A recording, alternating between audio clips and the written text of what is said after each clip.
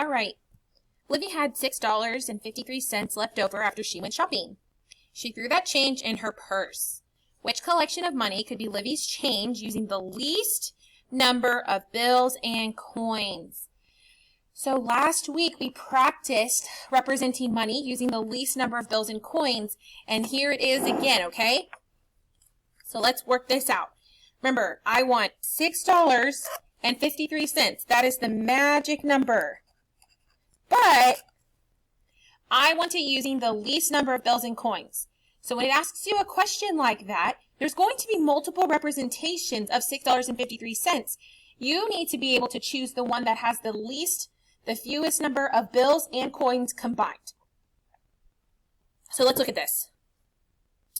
5, 6, there's your $6. Okay. This is a quarter. 1, 2, 3, 4, 5. This is a dime. They get 2 hairs. This is a nickel. It gets 1. And these are your pennies. They get a little bun. Okay?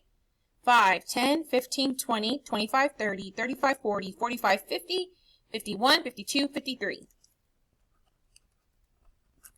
That works. But I am not going to choose that answer because I need to make sure that this is the least number.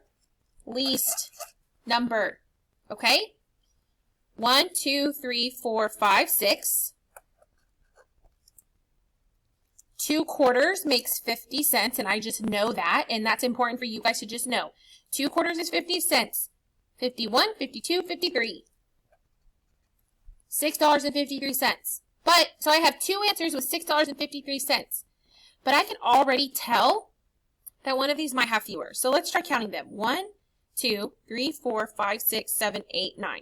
When I say counting them, this is not $9 or 9 cents. This is 9 pieces of money being used. I'm going to put a little 9 right here. 1, 2, 3, 4, 5, 6, 7, 8, 9, 10, 11.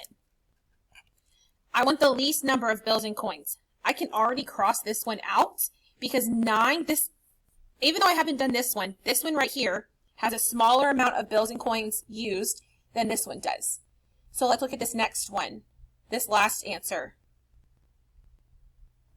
$5, a $5 bill and a $1 bill, that's $6. 50 cents, I have 2 quarters again, and then 50, 51, 52, 53. This uses how many pieces of money? 1, 2, 3, 4, 5, 6, 7. This uses 7 pieces of money. 7 is less than 9. A cannot be your answer, but letter C is your answer.